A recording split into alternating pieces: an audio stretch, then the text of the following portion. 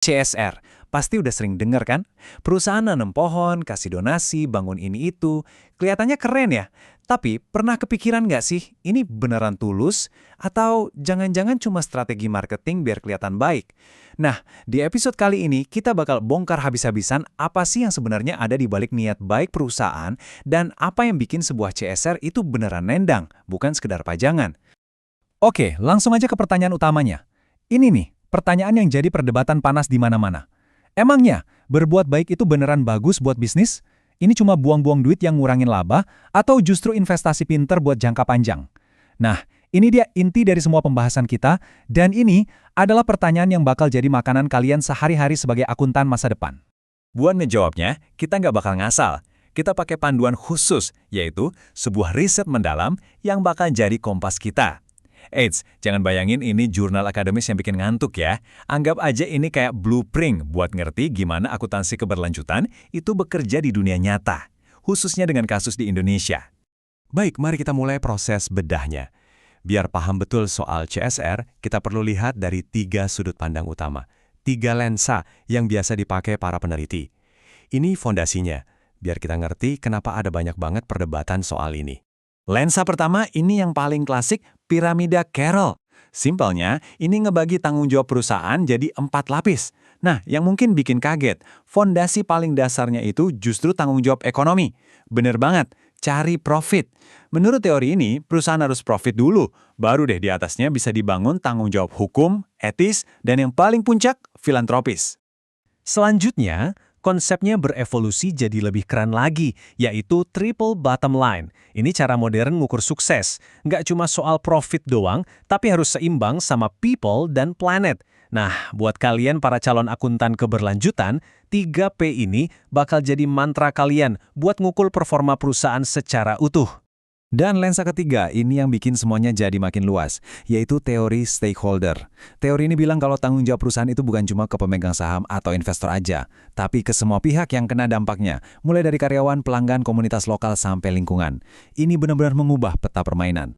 Oke, teorinya udah dapet. Sekarang, mari kita terjun ke dunia nyata, yang jauh lebih rumit. Disinilah kita nemuin adanya jurang pemisah, ketegangan utama yang juga jadi sorotan di riset ini, antara janji manis CSR dan kenyataan di lapangan. Jadi perdebatan itu pecah jadi 2 kubu. Kubu pro bilang CSR itu bagus banget buat reputasi, bangun kepercayaan, dan ujung-ujungnya bikin bisnis tumbuh. Tapi kubu kontra bilang, itu seringnya cuma greenwashing. Tahu kan? Cuma polesan biar kelihatan peduli lingkungan atau sosial, padahal aslinya cuma buat promosi doang, tanpa ada dampak yang beneran. Coba kita lihat bukti dari kubu pro dulu. Angka ini gila banget. Riset yang kita bedah ini nemuin kalau perusahaan dengan dampak sosial positif yang tinggi, nilai mereknya itu tumbuh sampai 175% dalam 12 tahun, jauh banget dibandingin perusahaan yang dampaknya rendah. Ini bukti nyata kalau pasar itu ngehargain aksi yang konkret. Tapi coba kita lihat sisi sebaliknya. Kutipan langsung dari riset ini nusuk banget dan benar-benar nangkep inti dari kritik greenwashing. Intinya, banyak program CSR itu cuma fokus ke publisitas, ke acara seremonial, bukan ke solusi nyata yang bisa menyelesaikan masalah. Nah, ini dia biang kerok masalahnya. Jadi gimana dong caranya nyambungin antara janji dan praktik ini? Nah, disinilah letak penemuan paling keren dari riset ini.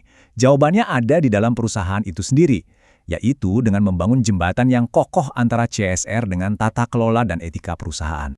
Ini dia 5 pilar dari Good Corporate Governance atau GCG. Anggap aja ini kayak jeroannya perusahaan.